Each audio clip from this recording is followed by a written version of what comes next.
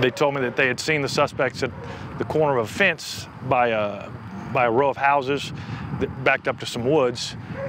So I told the other deputy, hey, why don't you go try to pick up a track to last point seen. In those woods, after we deployed, the news helicopter came over the trees at treetop level and Bleck winded something. Actually, the first time he winded something, it was actually the other K9 and the deputy. We continued searching, at which point he winded something again and took off in the other direction. And I tried to keep up, but it was so thick with woods, I wasn't able to keep up, and he couldn't hear me calling him back. At that point, I got on the radio, tried to get the helicopter to vacate the area, get the dispatchers to get them out of there, call the news company, and get rid of that helicopter. The helicopter left, and now I began looking for my dog because I couldn't find him. My sergeant came to me with a leash. Sorry.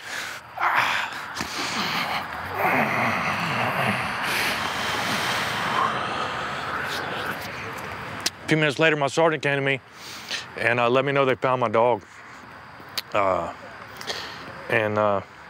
He was laying on a fence line, and he was dead.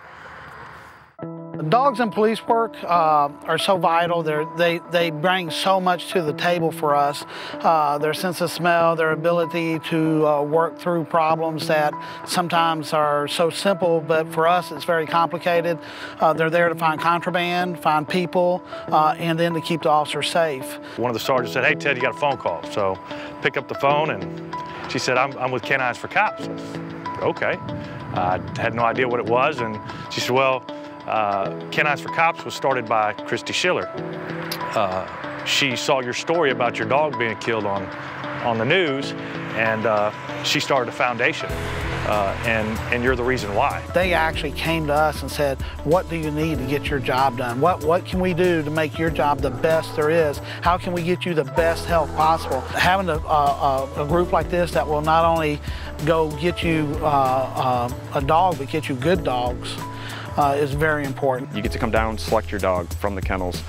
Demo dogs, you know that you're still getting a good quality dog. The only thing that is different is the dog is donated by K9s4COPs.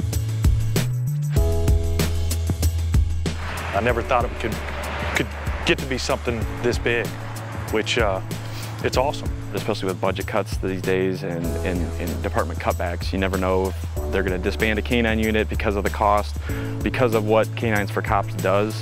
It gave us a dog, so.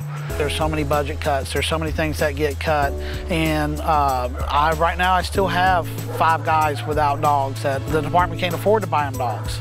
This is a very difficult economy, and law enforcement is the single most expensive item in any government budget.